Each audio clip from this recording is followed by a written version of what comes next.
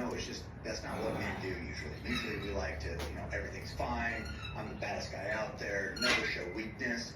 And I think I was inspired, part of that inspired me too, that you were so open and honest about your challenges.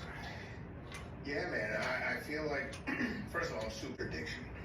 Pain pills, so opioids. So for roughly 10 years, I abused opioid pain medicine 24/7 for roughly 10 years. And what led to that? Insecurities, vulnerabilities. Well, So it could be so it would give me 7 every week. I kept going back and saying that my foot still bothered me. And I'd take like 1 or 2 at a time for a few days. Then he'd give me a prescription and I'd change it. And the sellers outnumber the buyers. So like during the summer, the peak demand is huge and the air conditioners are running, the price starts to spike. And that's when you get into like brownouts.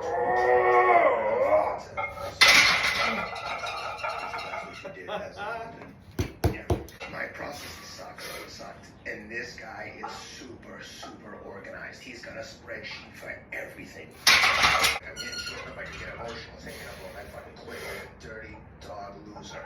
There was no reason to finish the race. I just was like, yeah, this is too hard. I walked back to the start line. I walking back. Free frother. That's mudwater.com/can. Today's episode is brought to you by 8 Sleep, a high-tech solution to your age-old sleeping issues. 8 Sleep's pod cover slips right over your mattress, bringing heating and cooling tech that keeps you comfortable and grounded for a better, more restful night. I'm sorry about embarrassing myself when you were running up the hill. I'm like, Jesus Christ, I have to like, this is getting hard. Yeah. I mean, 4 miles uphill, I just love, I'm not the fastest on flat, you know what I mean? But, you know, running the mountains every day, just like anything, you're going to get better at. Yep. I mean, so it's just, after doing it for 30 years, you should be decent. I was like, it's not like he's out there just like following people like crazy. Surfing, yeah, looking for people to follow. That's pretty cool. But Yeah. it's cool that he recognizes that he has a platform that's big enough that, and then he's like commenting on a few posts, which obviously then they light up, right? Oh, It's yeah. like, holy shit, dude, The Rock comments on your post, Yeah. and I'm like, he did.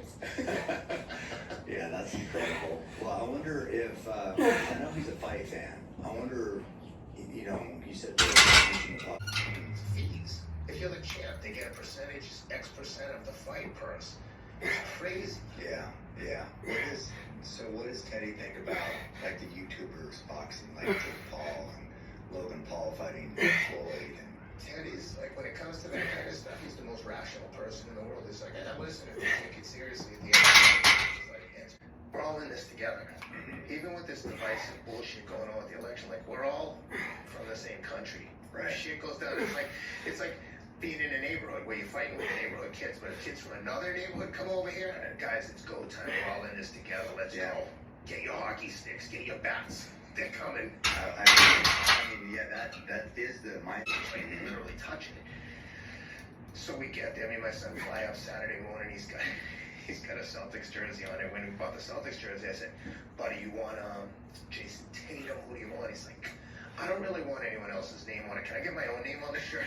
So he's got his own name on the shirt. He's got a leprechaun hat. He's got his ear. Takes my son, brings him over to Bruce Buffer. Buffer's holding his hand up, pointing at him like this. I'll show you the pictures after. Takes him over to Rogan and DC while they're doing the broadcast. Has them turn around and take a picture with him. I'm not there, thank God, because I would have been like, no, don't interrupt. So then he goes, Karen, get up there, get in the octagon. And Karen's looking at me, I'm like, get in there. So he's kind of so, and he says to Dana, hey Dana, next time you see me in that octagon, I'm not gonna have my shoes on. And I was like, oh my God, running path of like running in high school and college. So it's been an eye-opening experience. But like I said, it's an example to my children. Like, you can have anything you want. Yeah. It doesn't have to be. One of my oldest son's into video. He, for a long time, he loved Dude Perfect. Now he's outgrown it. He's gonna kill me for even mentioning it.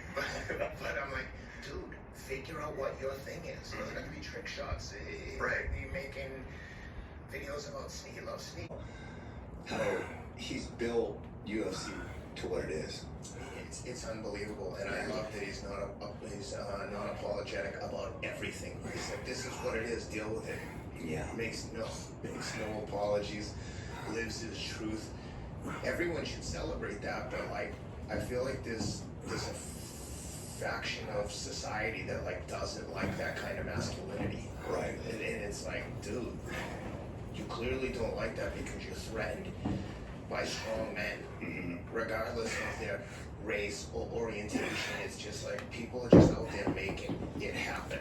Yeah. The company was worth $4 million to $2 billion, whatever it was. Now it's $4 billion. Now it's like $9 billion with the IPO they did with TKO.